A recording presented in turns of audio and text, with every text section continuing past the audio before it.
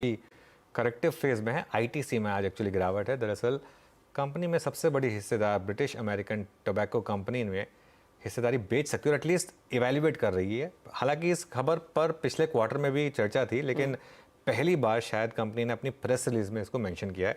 मंगलम के पास चलते हैं। मंगलम, गुड आफ्टरनून। बताइए क्या एग्जैक्टली कहा है और कैसे देखें इस न्यूज़ को। तो सबसे बड़ी बात तो यह है कि पहली बार आईटीसी के जो सबसे बड़े शेयर होल्डर्स हैं ब्रिटिश अमेरिकन टोबैको, उन्होंने एक प्रेस रिलीज में अपनी अर्निंग्स के साथ ये कहा कि वो एक्टिवली कई दिनों से काम कर रहे हैं अपने आईटीसी के स्टेक को लेकर, क्योंकि वो स्टेक 1900 से वो उसे होल्ड करते हैं। तो कई सारी रेगुलेटरी इश्यूज हैं जिस वजह से वो तुरंत उसे बेच नहीं सकते हैं।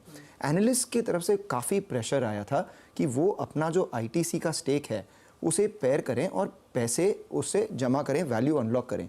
ऐसा क्यों है? क्योंकि बैट के पास 29% आईटीसी का स्टेक है। वो आज के प्राइस के हिसाब से देखा जाए तो 1.5 लाख करोड़ होता है, विच इज़ रफली 15 बिलियन यूरोज। बैट का खुद का market cap close to 57 billion euros है। तो करीब उनके मार्केट कैप का 30% जो शेयर होल्डिंग है वो आईटीसी में है। और ये कोइंसाइड करता है दो चीज़ों के साथ। एक कि पिछले 2 सालों में आईटीसी का जो स्टॉक प्राइस है वो 80% बढ़ गया है। और इन्हीं 2 सालों में बैट का जो शेयर प्राइस है 30% नीचे हो गया है। तो जो आईटीसी की शेयर होल्डिंग वैल्यू उनके पूरे मार्केट कैप से 20% हुआ करती थी 2 साल पहले, वो आज 30-32% पे पहुंच गई है। तो सब एनालिस्ट यही कह रहे हैं कि अगर आपकी सिगरेट बिजनेस सही नहीं कर रही है, आपका बैलेंस शीट उसको स्ट्रेंथन करना है आपको, तो ये आईटीसी का स्टेक बेचिए। ये पिछले 2-3 क्वार्टर से एनालिस्ट उन्होंने बोला। और इस बार बैट ने एक्सप्लिसिटली अपने प्रेस रिलीज में ये मेंशन कर दिया कि हम काफ़ी सारी चीज़ें इवैल्यूएट कर रहे हैं, उसमें ये भी है। और बिकॉज इसमें रेगुलेटरी कंसर्न है, हम उस पर भी काम कर रहे हैं और जल्द से जल्द स्ट्रीट को ये बताएंगे कि हम आईटीसी के स्टेक कैसे बेच सकें। ये बैट की तरफ से हो गया। आईटीसी के लिहाज से अगर इसे देखा जाए तो सबसे पहले तो सबसे बड़ा एक सप्लाई प्रेशर आ जाएगा। 1.5 लाख करोड़ अगर मार्केट में फ्लोट आता है आईटीसी का, तो कौन लेगा, कैसे लेगा, तब तक एक ओवरहैंग बन जाता है। और दूसरी बात ये कि कई सारे पब्लिक सेक्टर एंटरप्राइजेस भी आईटीसी में स्टेक होल्ड करते हैं। वो इस लिहाज से नहीं बेच पा रहे हैं अभी, क्योंकि अगर वो बेच दें तो बैट के पास कंट्रोलिंग स्टेक हो जाएगी।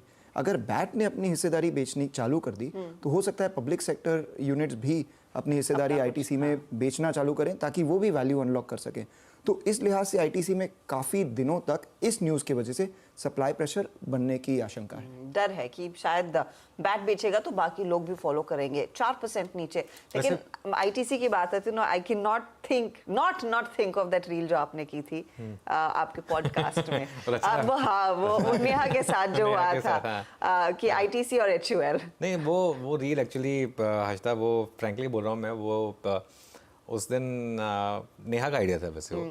और हाँ, मतलब मुझे अच्छा लगा वो आइडिया। तो वैसे नॉर्मली मैं ये सब चीज़ें करता नहीं हूँ, लेकिन उन्होंने कहा कि नहीं अच्छा होगा वो आइडिया, तो वो एग्जीक्यूट कर दिया। खैर हमने उस पर काफ़ी व्यूज़ भी आए एक्चुअली, 1 मिलियन प्लस व्यूज़ उस पर आए थे। और एक चीज़ है वैसे आईटीसी में, यही आईटीसी अगर पिछले साल वाला होता ना तो आज ये स्टॉक गिरता नहीं, ये एब्जॉर्ब हो जाती न्यूज़।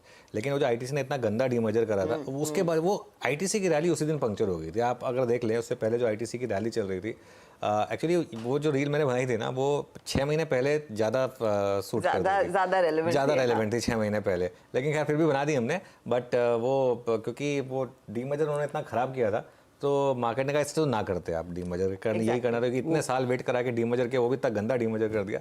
उसके बाद से स्टॉक चला ही नहीं है, आप देख लें। और आज प्लस ये वाली खबर आ गई तो इसके लिए स्टॉक और वैल्यूएशन के लिहाज से भी देखा जाए ना, तो अगर पिछले 3 साल में देखें तो आईटीसी जब चलना चालू हुआ था तब वो 12-13 टाइम 1 ईयर फॉरवर्ड पे चलता था। जी हाँ। और उस वक्त हिंदुस्तान यूनिलीवर रिकॉर्ड हाई पे था। 3 साल हो गए, हिंदुस्तान यूनिलीवर ने कुछ नहीं किया, आईटीसी नियरली डबल हो गया। तो वैल्यूएशन गैप जो दोनों में है वो भी काफ़ी नैरो हो गई है। तो हो सकता है अब स्ट्रीट वो भी पेयर ट्रेड चालू कर दे जिसमें हिंदुस्तान यूनिलीवर को फेवरेबली देखे और आईटीसी को because of all these things unfavourably देखा जाए। बिल्कुल मंगलम, बहुत बहुत शुक्रिया। Meanwhile market at day's low इस समय। मानस, आईटीसी कैसे रीड करेंगे आप? क्या लग रहा है कि स्विंग लोज जो इसने बनाए थे पिछले क्वार्टर के बाद वहां पर जा रहा है स्टॉक? देखिए, ट्रेंड नेगेटिव है, इसमें कोई डाउट नहीं है और कहीं पर भी सपोर्ट नहीं दिखता है। 200 डे मूविंग एवरेज ब्रीच हो चुके हैं, 50 वीक मूविंग एवरेज के नीचे स्टॉक ट्रेड कर रहा है। अगर आप वीकली चार्ट पे देखेंगे तो एक कंफर्मेशन है लोअर टॉप लोअर बॉटम्स का। ध्यान रखिए, स्टॉक ने लगातार 160 रुपए से वीकली चार्ट पे हायर टॉप्स हायर बॉटम्स बनाए हैं। तो एक बड़ा रिवर्सल है। आप उम्मीद कर सकते हैं कि गिरावट बढ़ेगी और शायद 380 तक के भाव आपको देखने को मिल सकते हैं। तो कभी भी बाउंस बैक मिले तो वहां पर निकलने की कोशिश करिए, और खरीदारी तो आप तब तक नहीं करेंगे जब तक या तो लोअर लेवल पे कोई बुलिश पैटर्न ना बने, और या तो स्टॉक 200 मूविंग एवरेज के ऊपर ना निकले।